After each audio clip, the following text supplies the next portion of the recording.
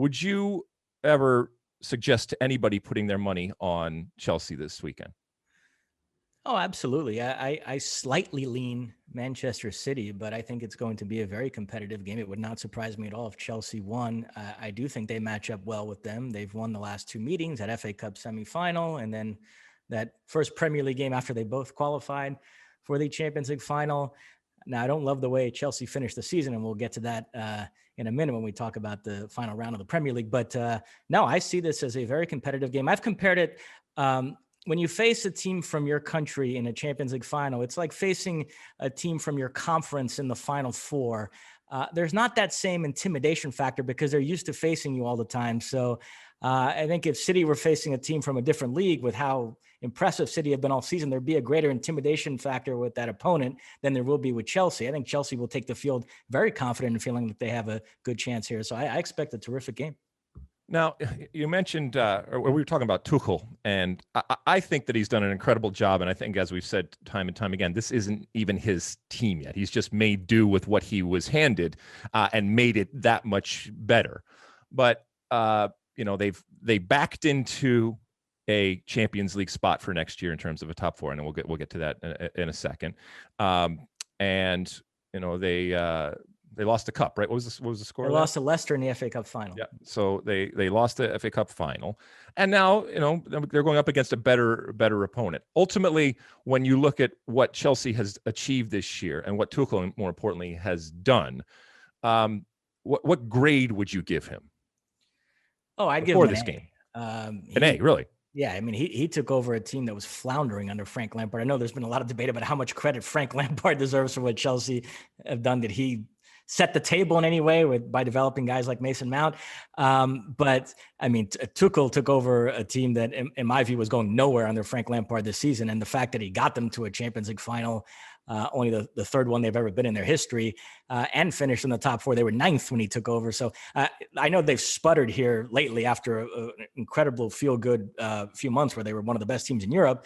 But I don't think 3 or 4 bad games here at the end, even if they lose to City, I don't think it undoes the fact that he'll come out of the season looking pretty good. Yeah, and I think the summer will be really interesting to see what he is given or what he wants ultimately to make some different changes. And I think there will be changes, comings and goings as it goes on.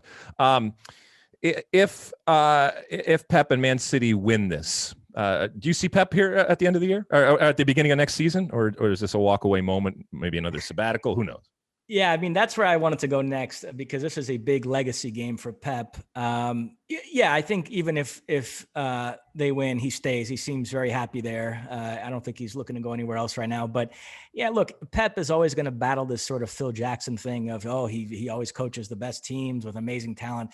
But, people act like managers never screw up at these big clubs. We see it all the time so the fact that he's able to always maximize the talent he has and gets them to play this unbelievable football, I think he deserves credit for that. And yeah, if he wins a third Champions League title, he would join Bob Paisley, Carlo Ancelotti, and Zinedine Zidane as the only managers with 3 European Cups. He'd become just the 6th guy to win it with 2 different clubs, joining Ernst Happel, Ottmar Hitzfeld, Jose Mourinho, Jupp Heynckes, and Carlo Ancelotti. So he'd hit some impressive milestones here. He'd win one without Messi.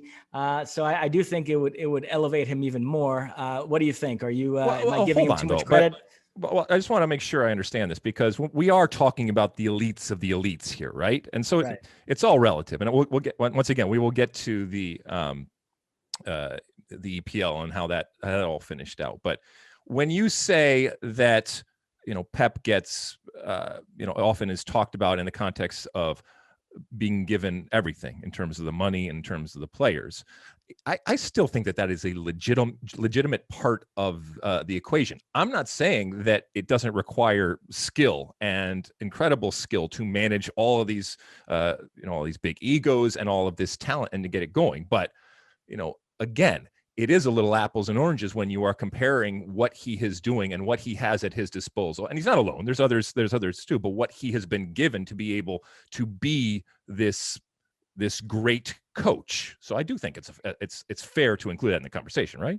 No, absolutely. There's a famous Samuel Eto'o quote, and Eto'o hates Pep and loves Mourinho. And he was asked once to compare Mourinho to Pep as managers, and he said, it's simple. One guy won the Champions League with Porto. The other guy couldn't win it with Bayern Munich.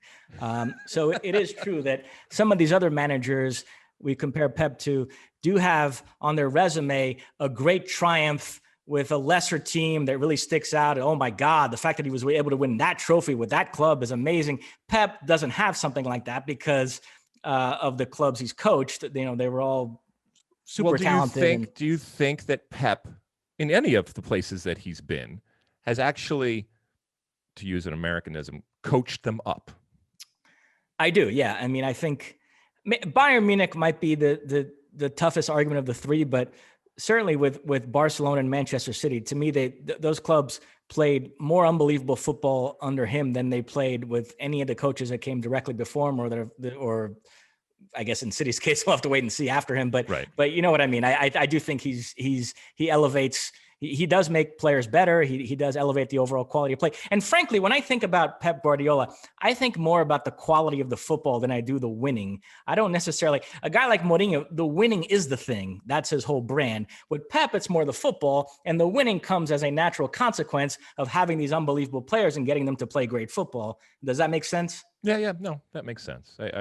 I get what you're saying. All right, I like you think that this is Pep and City's to lose. I would not put my money on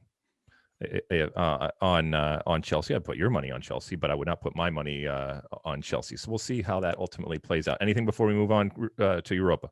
Trivia. There are two players involved in this game who have played in a Champions League final before. Can you tell me who they are? Who have played in a... No, who? Thiago Silva, who played in last year's, he captained PSG against Bayern, which Tuchel managed, by the way. Tuchel, the first manager to manage in consecutive Champions League finals with two different clubs. And he could be the first manager to lose, right? And then the other one will be İlkay Gündoğan, who not only played in, but scored for Dortmund against Bayern in a losing effort at Wembley in 2013, a Champions League final I covered for Fox. We were in London that week. It was so much fun. And so I remember that game well, and Gündoğan scored in that one, and we'll see if he can score in this one. You'd think there'd be more, given the elite nature of some of these clubs and some of these players. By the way, I'm kind of smelling penalties here potentially. Keep in mind that the two previous Champions League finals Chelsea played in both went to penalties. The 2008 one, they lost in unbelievable circumstances to Manchester United when John Terry slipped. He had a chance to win it. And then 2012, luck was on their side. They beat Bayern in a shootout. The last final Chelsea and City were involved in. 2019 League Cup went to penalties. You may recall that was the game where Kepa refused to be substituted when Sadi tried to take him out. That whole incident. Chelsea played recently in the UEFA Super Cup against Liverpool. That went to penalties.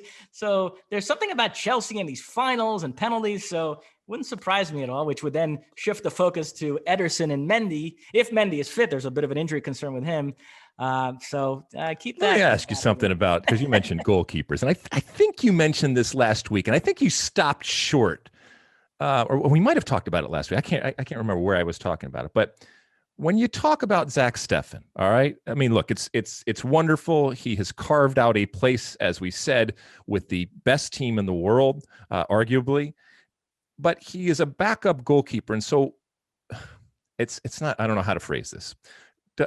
Does he, I think we talked about how it's really about Christian Pulisic, because he is actually going to be on the field. And unless something ridiculous happens, there's no way that Zach Steffen is going to be on the field. But that's the lot of a backup goalkeeper. But is there, when the book is written, is it ultimately going to be more value, and should there be much more value put on what Christian Pulisic has done relative to what Zach Steffen has done?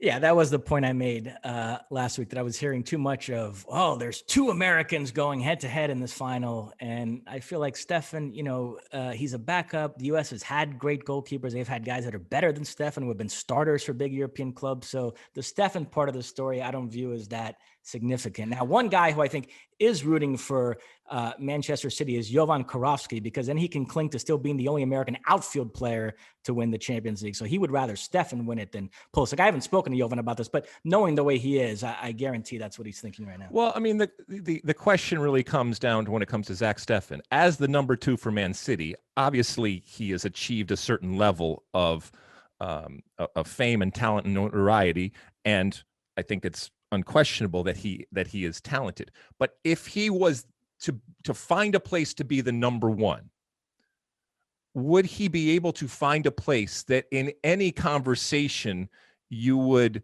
put as a potential to reach a UEFA Champions League final? I don't think so. I could be wrong, but I think he's a good but not great goalkeeper. Right. And there's a lot of teams around the world that would love to have him as their number one, but right. Those teams wouldn't be in contention and wouldn't be put on the likes at the level of the likes of Man City or even Chelsea for that matter. And once again, this is I'm not I'm not dumping on Zach Steffen. I was just thinking about what you had said last week. And first off, he doesn't care what we have to say. And if he were to win a Champions League and beat Chelsea, whether he steps on the field or not, it's an incredible feat, and he should celebrate it, and I think he will celebrate it. You like that clip? Well, my State of the Union podcast drops every week. Subscribe now on Apple Podcasts, Spotify, or wherever you get your podcasts.